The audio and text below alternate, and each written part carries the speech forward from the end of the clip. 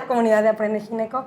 El día de hoy tenemos un tema que para mí es súper interesante porque, como ya sabrán los que me siguen en otras redes, me encanta todo el mes de octubre, me encanta el Halloween y tenía millones de años que tenía ganas de volver a ver a mi maestro de neurología. Ahorita se va a autopresentar, o bueno, yo lo presento también si quiere. Y es para tocar estos temas que rayan entre lo paranormal, lo que nos cuentan, lo que escuchamos, y a muchos de nosotros que nos da miedo, pero que también creemos en que debe haber alguna explicación científica o nos queremos basar en, ay, esto debe tener su el por qué ser explicado por la ciencia, pues eso todo es lo que vamos a platicar el día de hoy. ¿Quiere presentarse, Doc? Ok, bueno, antes que nada, muchas gracias, querida Jocelyn, por esta invitación. Aquí estamos de nuevo.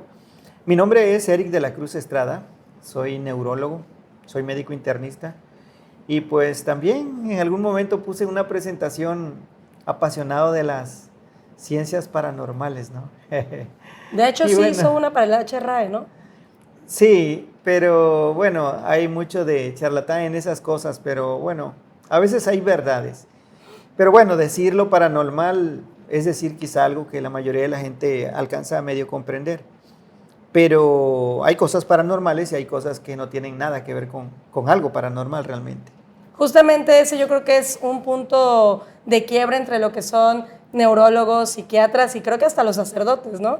Que también se tienen que preparar mucho para orientar a la gente en qué tanto un caso puede ser realmente un caso que ya nadie lo puede explicar y cuál puede ser un caso que realmente tiene una explicación por alguna enfermedad o que realmente tiene una explicación por un caso de charlatanería, porque también hay casos muy tristes, ¿no, doctor? De gente que toma algún tema como religioso y realmente son personas que se podrían tratar con algún medicamento porque su enfermedad es más bien orgánica.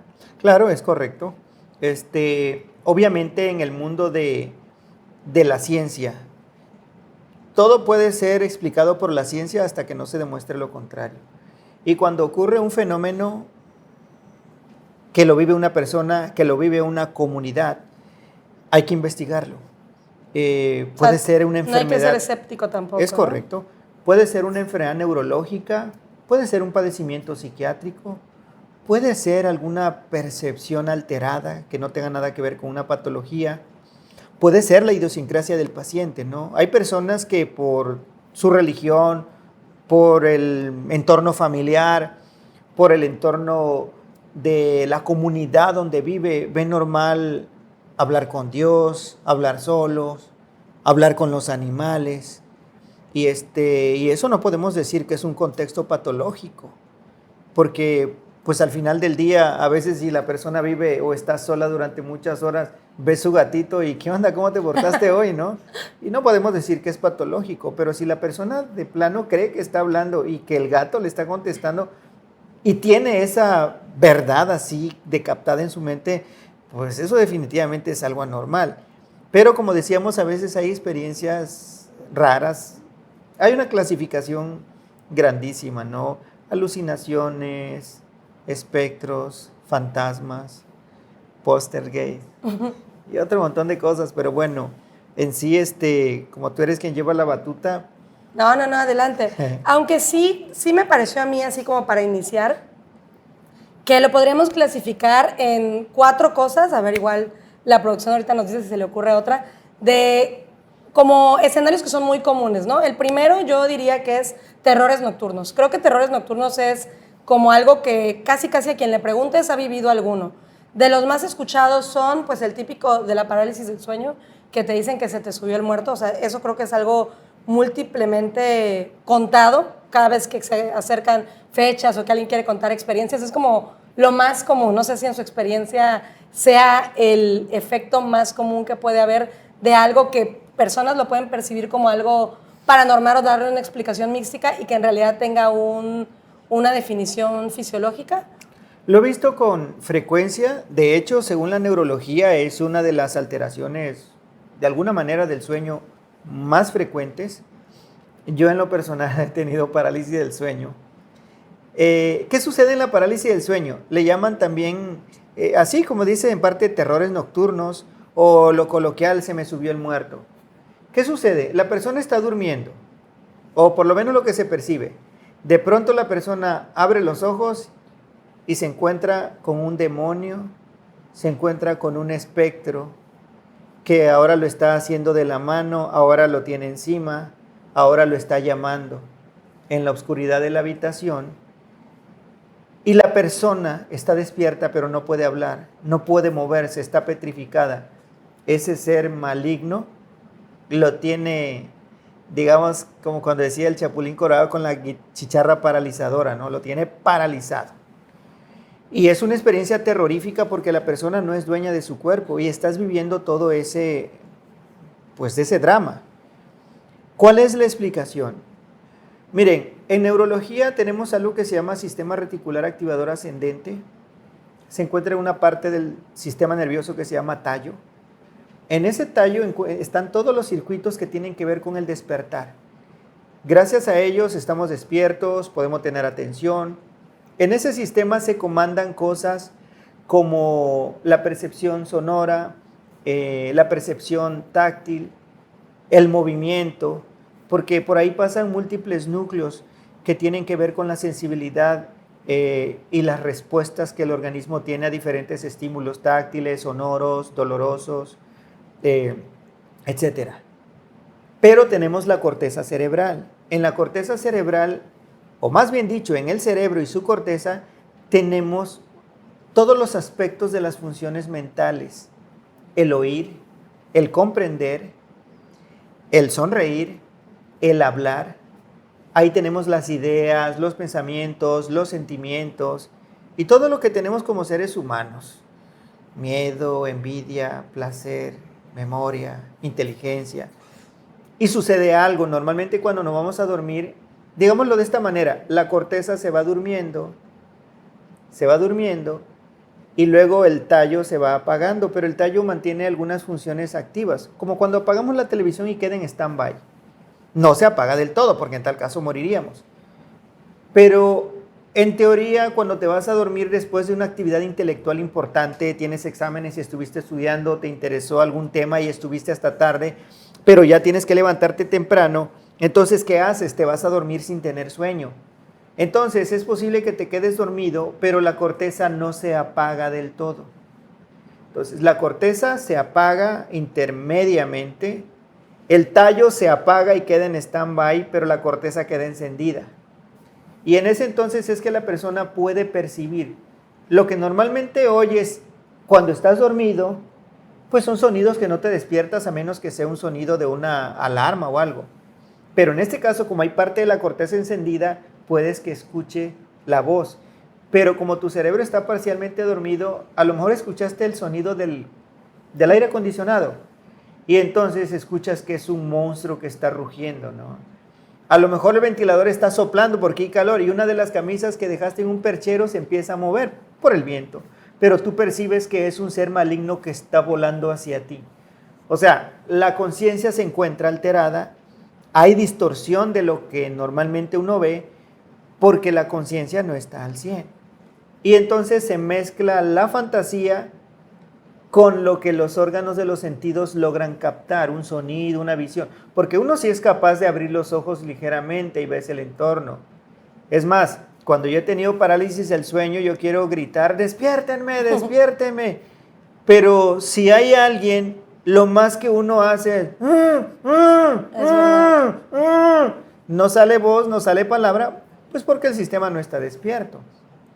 Y obviamente si estás durmiendo solo, pues peor, ¿quién te va a despertar? Hasta que de tanto terror, de tanta mala experiencia, te acabas despertando y lo que único que haces es respirar hondo y qué bueno que todo acabó y ya te das cuenta que no era una pesadilla, sino que era una experiencia que estaba despierto y dormido y pues lo que veías que era el diablo de negro, pues era una camisa negra, ¿no? Bueno, pero mucha gente que no lo sabe, o sea, ya no lo asocia, como que sí vive la experiencia como real, ¿no? Exactamente. Obviamente las personas luego dicen: no, pues este lugar está maldito, está embrujado, aquí deben haber matado a alguien. Y obviamente lo comienzan a relacionar con algo paranormal, con algo de ultratumba, con algo demoníaco, pero es una experiencia neurológica.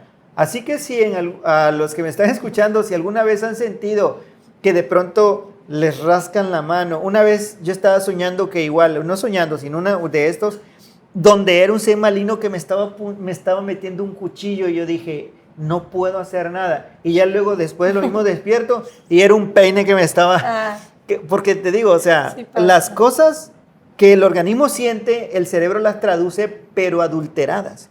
Y es donde tienes toda esta mala experiencia. Si alguna vez sienten que le jalan los pies, que de pronto alguien se les montó encima, que les está jalando y saben que estás despierto y no pueden hacer nada, es una parálisis del sueño. Entonces, ahí solo pasan dos cosas. De tanto terror te despiertas o en algún punto la corteza se duerme y te quedas dormido. Y obviamente te vas a acordar al día siguiente porque estabas en un estado de casi despierto. Yo lo que hago, pero ya como que es demasiado, un día me dio el terror y yo dije, otra vez es parálisis del sueño. O sea, tenía yo la conciencia lo suficientemente altita y yo dije, ¿cómo le hago para despertarme? ¿Cómo le hago? ¿Cómo le hago? Y me acordé de algo fisiológico, ¿no? Cuando una persona contiene la respiración, dejas de respirar, a los pocos segundos te entran ganas de meter aire, un hambre o sed de aire. Hasta que hay un momento que, bueno, cuando quieres respirar, pero contienes la respiración, lo que sucede es que el dióxido de carbono va incrementando en la sangre. ¿Y qué creen? Te despiertas. El dióxido de carbono, conforme aumenta, estimula el sistema reticular activador ascendente y te despiertas sí o sí. Sí, porque te estás ahogando. Eso, te estás ahogando y esa es una forma fisiológica de salir del terror nocturno. Todo está en que la conciencia esté lo suficientemente altita para acordarte del tip y obviamente aguantar hasta que la falta de aire te despierte. Yo así le hago, pero bueno, no sé qué tanto sí, lo puede hacer. Justamente para los que sean amantes de lo terrorífico, pues la primera decepción va a ser que no existe realmente eso de que se te subió el muerto. Al menos eso sí tiene una explicación por la ciencia. Si Leyendas Legendarias nos está escuchando, pues ese terror ya no cuenta. Y justamente a mí me empezó a pasar en cuarto año de medicina. Estaba llevando cardiología y estaba llevando neurología con usted. Entonces, creo que fue el año de mi carrera que más horas estaba estudiando al día y justamente mi angustia en las noches era, pues ya me tengo que dormir porque si no, no voy a llegar al día siguiente y empecé a tener parálisis. Claro que empezó a esta como situación, yo nunca he tenido visiones, sí he tenido parálisis en varias etapas de mi vida.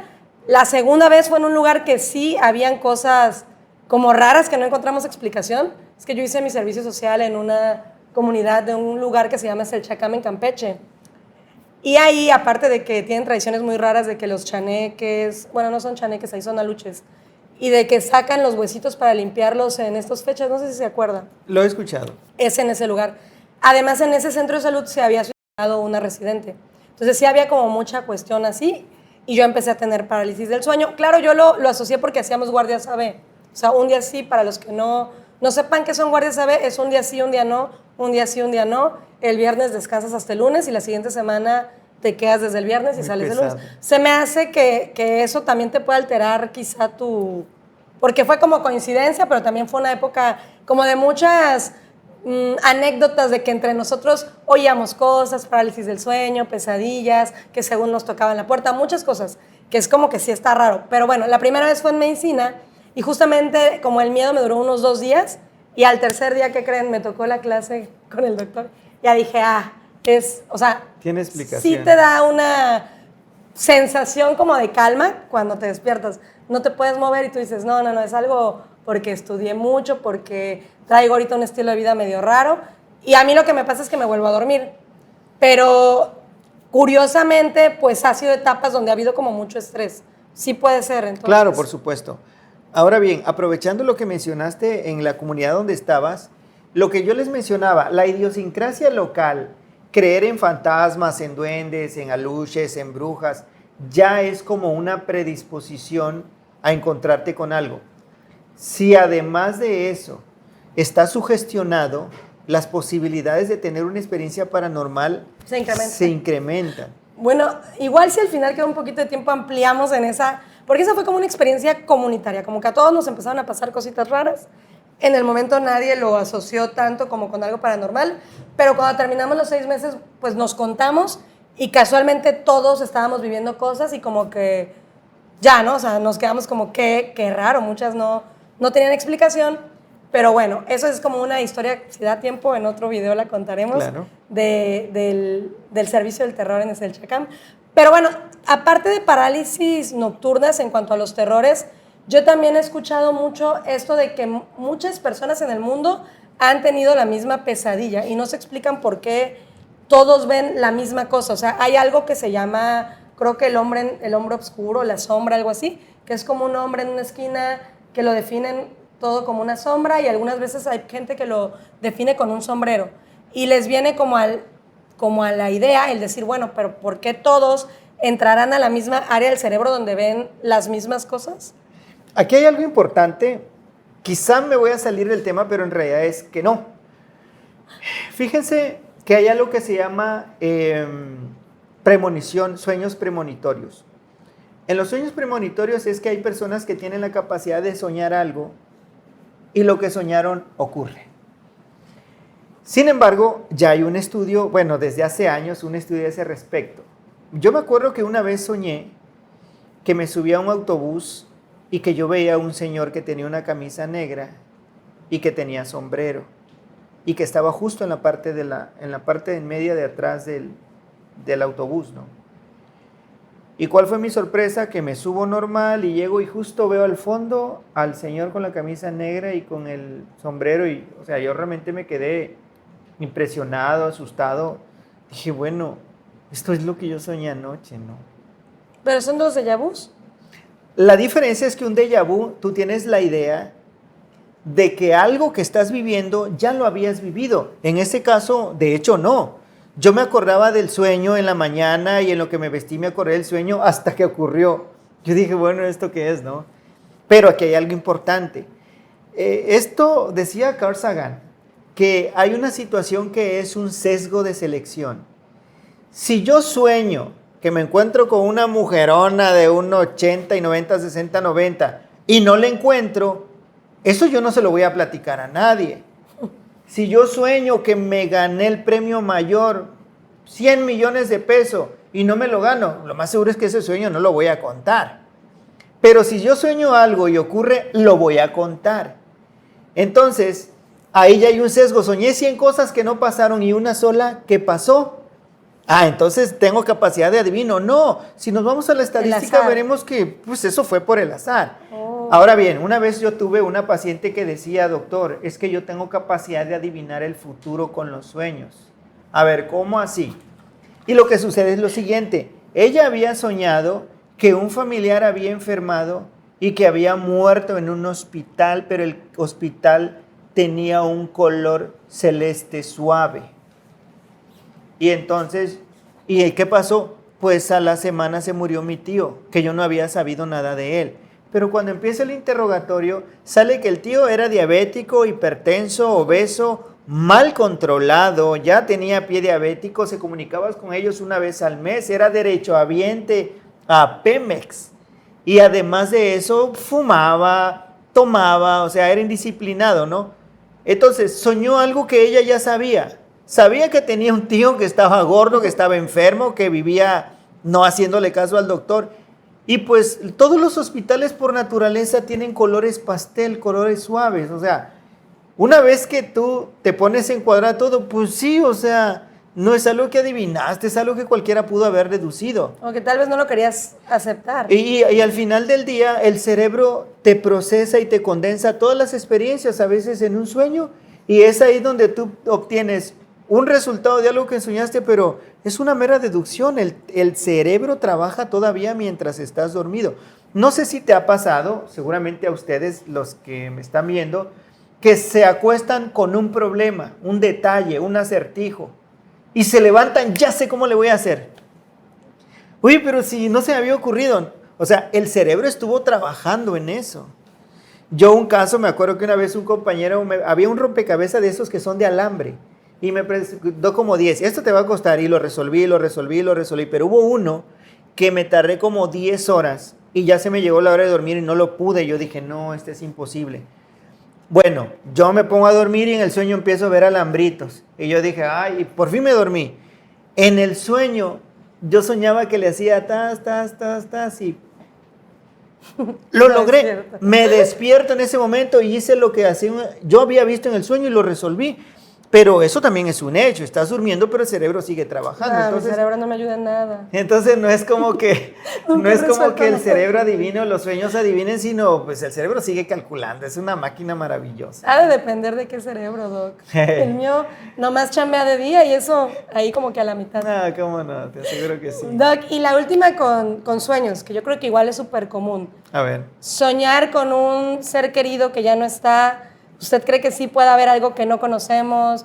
Hay capítulos enteros de personas que dicen, vino mi abuelito, me dio un mensaje en un sueño, o es netamente nuestra mente extrañando a las personas que ya se fueron. Ok, no se ha demostrado que haya una conexión. Cuando yo estaba muchachito, mi papá tenía unas lecciones que se llamaban clarividencia, telepatía y parapsicología, ¿no?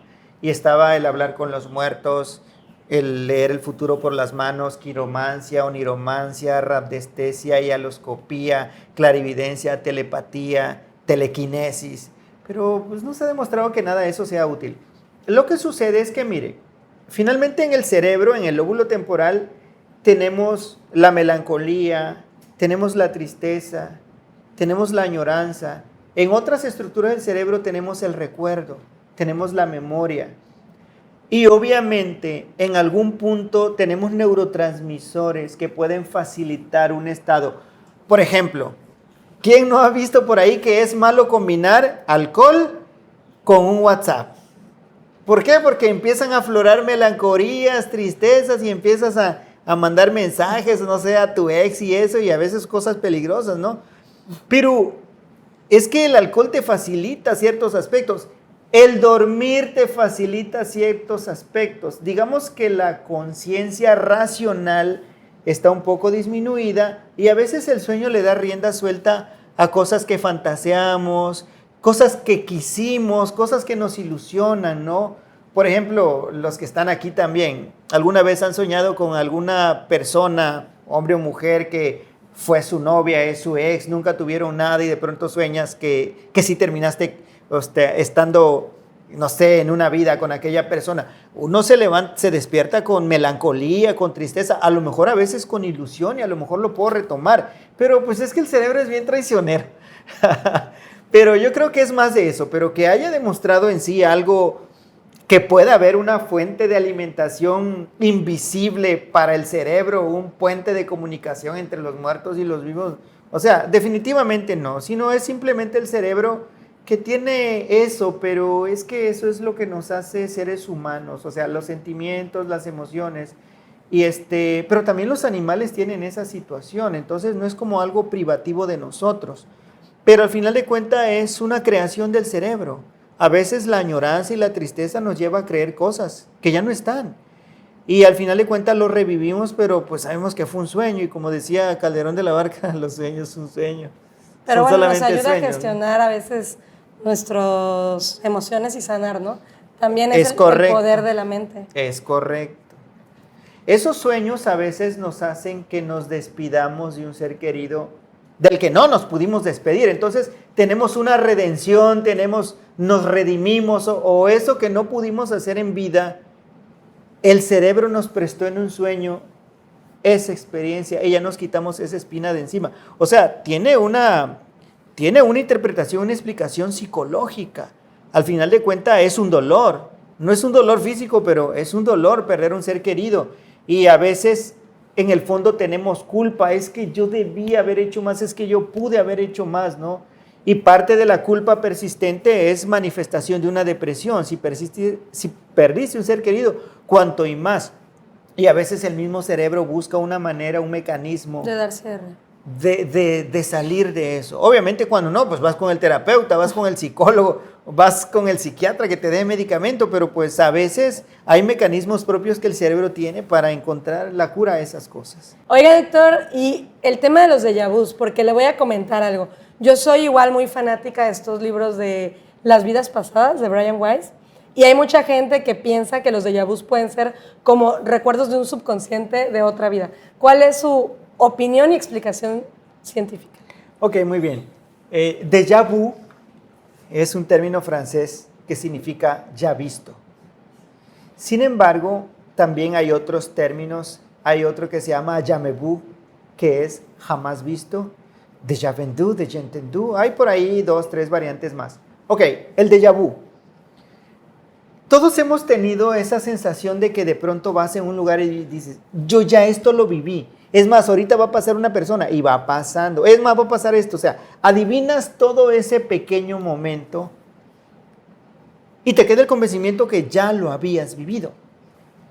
Ahora bien, está demostrado todo lo que tiene que ver con el recuerdo y la fabricación de recuerdo. Está entre una zona que se llama amígdala, otra zona que se llama lóbulo temporal, región medial. Entonces hay circuitos allí que a veces pueden tener, se considera reverberación. Y estás teniendo en el momento una experiencia, pero por alguna razón hay una fuga y reentra como si ya fuera un recuerdo. Pero no es un recuerdo, sino es una experiencia que en el momento estás viviendo. Entonces, ahora bien, todo mundo puede tener un déjà vu, estoy seguro que todo mundo ha tenido un déjà vu, también tal vez un jamais vu. El jamais vu es lo contrario. De pronto estás en un lugar y tú dices, bueno, ¿qué lugar es este? Es un lugar de toda la vida, tu casa, la sala, no sé, amigos, pero en una fracción de tiempo pierdes la noción de quiénes son y qué lugar es. En una fracción de tiempo y luego la recuperas. Eso es un jamais vu. Ahora bien, el déjà vu se considera normal siempre que tengas un déjà vu allá cada, no sé, distante, ¿no? Ahora bien, pero es como una variante de la fabricación del recuerdo que entra y el cerebro lo capta como que es un recuerdo previo que estás evocando, pero en realidad es un recuerdo reciente que se está autoevocando. O sea, es una confusión de tu cerebro de guardar un Es recuerdo. una confusión momentánea del cerebro. Ok, realmente no las... O sea, no es algo que ya tenías, te da esa sensación. No, no es un recuerdo previo que ya tenías, es un recuerdo que se está fabricando, pero que el cerebro momentáneamente lo toma como que fuera viejo. Entonces, obviamente, eso es una bandera que utilizan las personas, los reencarnacionistas, para decir, sí existe.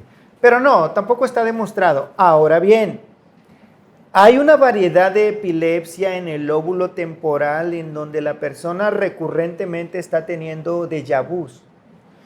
Si una persona tiene déjà vus con mucha frecuencia, que se haga un electroencefalograma porque eso puede ser una epilepsia. O sea, con más frecuencia no es normal. Exactamente. Yo puedo tener un déjà vu cada 6 meses, cada año y vale, todo el mundo lo ha tenido. Es que esto yo sí seguro que lo había vivido. Oye, pero tener déjà vu cada 8 días o todos los días o varios por día, no sabes qué, vete con el neurólogo. Ya ahí significa que ya hay un cortocircuito. Ahí hay algo ya persistente. O como nos decían, no nos está llegando el agua al tinaco, ¿no? Así me decían en el... Algo así, que puede ser obviamente un infarto cerebral, una variedad de epilepsia, una enfermedad autoinmune. Todo depende de qué edad tengas, en la edad, el género. Enfermedades autoinmunes son más frecuentes en mujeres jóvenes.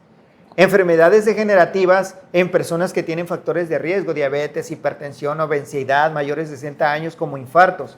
O a cualquier edad, una variedad de epilepsia. Hay personas que traen malformaciones cerebrales y se detonan en algún punto de la vida. Pero repito, un déjà vu es una experiencia poco frecuente, pero todo mundo la puede tener. Es una broma del cerebro en cuanto a la producción y evocación de recuerdos en un área del lóbulo temporal. Con que tengas allá de vez en cuando no pasa nada, se considera normal. La parálisis del sueño, retomando la pregunta de hace rato, es normal también, pero si tienes déjà vu a cada rato, eso ya no es normal. Eso se tiene que investigar. Bueno, pues ahí está el dato.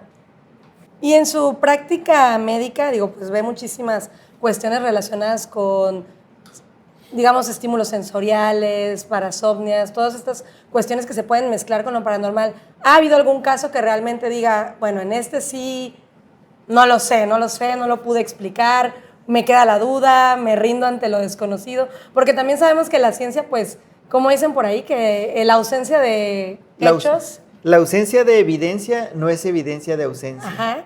Le ha tocado decir, bueno, aquí sí, la verdad, acá entre nos, como médico, pues nunca vas a poder decirle a un familiar, pues sabe que yo creo que sí, mejor llévesela con un cura. Pero como personas, por ejemplo, a mí sí me ha tocado, mi esposo es reumatólogo, no sé si lo sabía, y ya ve que también están en esto de los neurolupus y estas cosas que hacen cuestiones muy, muy sombrías, que sí han habido casos en su vida que me dice, o sea, sí me ha tocado alguno que otro que dices, bueno, ya llega el punto que que no sabes, ¿no? Cómo se tenga que explicar. Obviamente, tu postura como profesional siempre va a ser apégate a la evidencia científica, pero que sí en tu interior dices, híjole, pues aquí sí, quién sabe. Él me contaba de un paciente en el Orán que llegaron diciendo que estaba poseído. No, embrujado, creo. Creo que le habían hecho una brujería. Y que hasta se iba la luz, o sea, digo, casualidad, claro que puede ser, pero que sí terminó sin que no pudieran ayudar y que él dice, no, pues ahí ese sí ha sido el caso en mi vida que yo digo, quién sabe qué pasó, pero realmente, pues cosas que a veces no están a la orden de los laboratorios que tomas o de los estudios que tomas. ¿Le ha tocado? Tomando en cuenta que dices que él, pues, es reumatólogo y ve lupus eritematoso. El lupus eritematoso, uno de los criterios diagnósticos es manifestaciones neurológicas y manifestaciones psiquiátricas. Y entre las manifestaciones neurológicas puede haber una epilepsia. Ahora bien, hay epilepsias desarrolladas en el lóbulo temporal y la persona puede tener vivencias extraordinarias. La persona puede, en el cuerpo de una crisis, yo tuve un niño que ese veía a un duende. Cuando le daba la crisis veía al duende y le extendía la mano. Y obviamente todos los niños salían corriendo y los papás dijeron, no, pues le echaron agua bendita por todos lados. Yo lo regalo. Y ya con el tiempo salió que era una epilepsia, solo que ya por fin convulsionó. Pero el inicio de sus crisis eran del lóbulo temporal. Sí, claro. Entonces, puede un paciente que tiene una enfermedad médica perfectamente tener una crisis epiléptica con manifestaciones psiquiátricas, neurológicas o con alguna alteración de la percepción del espacio, del tiempo, visual, acústica. Tuve por ahí otro muchachito también que él veía a la Virgen y lo mismo, acabó siendo una epilepsia. O sea, no ha habido hasta el día de hoy un caso en que el paciente... le dé miedo. El paciente que tenga una experiencia que no hayamos descubierto de qué se trata, ¿no? Alguna vez estaba yo platicando esto y dice mi enfermera Aurorita, dice, doctor, pero es que esas cosas sí existen. Claro que no, Aurorita. Ay, no diga eso, que las cosas malas existen. Y las cosas buenas también existen. Y yo lo dije entre broma y todo. Y, a ver, si el diablo existe, a ver, que se aparezca ahorita aquí, que lo vea Aurorita y yo. No, doctor. ¿Y yo por qué diría Aurorita, no? No, pero lo que voy es que uno puede sugestionarse cuando hay una experiencia colectiva, es que vemos fantasma, uno ya se sugestiona. De hecho, se llama sugestión colectiva y te facilita una percepción o una distorsión de los órganos, de los sentidos, más bien de la sensación, el ver, oír. Por ejemplo, puede sonar el viento y tú crees que es que te están susurrando. O sea, le puedes dar a un sonido X la interpretación de que es una voz que te habla, te llama, te ordena. O sea, eso puede ocurrir. Pero hasta el día de hoy no ha habido una sola que no acabemos descubriendo que sea una enfermedad neurológica. La verdad, en mi haber. No sé, quizá tendría que buscar ahí entre lo más recóndito de mi memoria a ver si hay algo que no se encontró explicación. No, pero se acordaría. O sea, realmente no ha habido un caso que le dé miedo ni que diga, aquí sí, quién sabe, sí te recomiendo que veas medicinas alternativas. Yo alguna vez viví un caso extraordinario. Yo no sé si tenga tiempo para que yo lo pueda narrar. Me va a llevar 5 minutos, pero ese fue uno de los casos... A ver, quiero escuchar. Ese fue uno de los casos más extraordinarios. Bueno, miren, una vez tuve un paciente... ¿Saben por qué me lo trajeron? Me lo trajeron porque lo vio el psiquiatra y al psiquiatra lo llevaron porque este chico estaba cerca de su cumpleaños. Él se había quejado que le dolía un poquito la cabeza y los familiares lo habían visto como aburrido, como triste. Realmente él no lloraba ni decía que se quería morir, pero lo vieron muy apagado. Y le dijeron, bueno, vamos a tomarnos un refresquito. Y agarre y le dijeron, ¿sabes qué? Vete a comprar un refresco. Le dieron el dinero. El chiste es que salió de su casa como a las 6 de la tarde y eran las 8 de la noche y no llegó. Eso fue hace como 5 años. Los familiares fueron a buscarlo. Era una tienda de conveniencia. Era una de Oxxo. Oiga, es que venimos porque como vivían cerca, claro, conocía. Oiga, es que queremos ver si, pongamos Pancho. Queremos ver si Pancho vino a buscar. No, no vino. Preguntaron en el parque, sí, fíjese que sí vimos a Pancho, pero nos pareció raro porque lo vimos corriendo. ¿Y no será que le iba persiguiendo a alguien? Bueno, como está la cosa ahorita, pues no te extraña nada, ¿no? Sí, ¿no? Pero no, corría y volteaba a ver, y corría y volteaba a ver. Entonces, Como no apareció, lo buscaron toda la noche al Pancho y no apareció. Los familiares estaban preocupados, lo fueron a buscar a los hospitales, a la morgue, a la cárcel. Él era en una comunidad cerca de acá de Villahermosa. No supieron nada de él. Pasaron 3 días y al tercer día alguien que conocía a la familia dice, oye, yo vi un muchacho que parece que se llama Pancho, parece que es Pancho. Juraría que es él, pero la mera verdad no me pude parar porque yo iba en un camión, ¿no? Y entonces fueron allá y encontraron a Pancho deambulando. Estaba caminando y lo vieron. ¿Qué pasó? ¿Cómo estás? Bien, dice. Pero el chico estaba así como muy callado. Estaba todo renegrido porque preguntaron a los vecinos del lugar. Él apareció como a 7 kilómetros de su comunidad, con la ropa un poquito sucia y desgarrada, y todo deshidratado y negro porque le dio el sol. Les preguntaron y dijeron, los locales dijeron, es que a este muchacho lo vemos ahí desde antier. O sea, el tiempo que estaba perdido, él se le había pasado ahí caminando para allá y para acá. Pensaron que era un muchacho drogadicto. Pensaron que era alguien en condición de calle. Como lo vieron que deambuló todo el día, al día siguiente vino una señora y le dejó de comer. Y él lo saludó y él no saludó, nada más agarró la comida y empezó a comer. Al siguiente día fue que medio empezó a hablar y alguien le dijo, oye muchacho, ¿cómo te llamas? Y él dijo, Pancho. ¿Y tu familia? No sé. Cuando llegó a la casa, él dijo que es que lo habían perseguido unos extraterrestres. Ay, yo pensé que se lo había llevado el duende. No, unos extraterrestres, por eso cuando él empezó a correr, él veía a los extraterrestres y como él caminó más rápido, los extraterrestres caminaban rápido. Empezó a correr y los extraterrestres corrían y cuando él ya no pudo más se tuvo que parar y por fortuna cuando él se paró para tomar aire, los extraterrestres también se pararon para tomar aire. Corrió y corrió y corrió tipo Forrest Gump hasta 7 kilómetros más allá. El chico lo vio el psiquiatra es que no me queda claro una enfermedad psiquiátrica. Bueno, llega con nosotros, se le hace un electroencefalograma, la historia clínica y todo, y la conclusión fue que tuvo una encefalitis. Ok. Las encefalitis pueden tener manifestaciones psiquiátricas, neurológicas puras, crisis convulsiva, trastorno del estado de alerta, todo coincidía. Él se perdió por 3, 4 días y cuando ya lo recuperaron el chico ya estaba bien. Solo recordaba que había visto a unos extraterrestres, pero no sabía cómo había llegado ahí. Obviamente un Jaime Maussan diría que es que él tuvo una abducción, lo llevaron a otro planeta y le estudiaron los órganos internos o le insertaron un bebé, qué sé yo, y luego ya apareció ya con la conciencia ya normal, pero con una amnesia del momento. Así son algunas variedades de encefalitis. Entonces, el paciente volvió a la normalidad. Y tengo por ahí otros 2, 3 casos bastante diferentes, muy entretenidos, pero al final del día, siempre hay una explicación. Siempre hay una explicación neurológica. El chico efectivamente siguió con el psiquiatra, nunca le detectó una anomalía psiquiátrica. Nosotros después el chico volvió a hacer una vida normal, un estudiante normal, no se volvió a perder, no volvió a ver, ni antes ni después de eso volvió a ver ni extraterrestres, ni nada. Y obviamente, y aparentemente no consumía drogas ni nada, lo mucho unos traguitos, pero ese día estaba bueno y sano. Entonces, pero sí en los estudios paraclínicos, pues sí se demostró que su cerebro todavía estaba medio alterado, porque lo vimos relativamente antes de cumplir 2 semanas del cuadro clínico.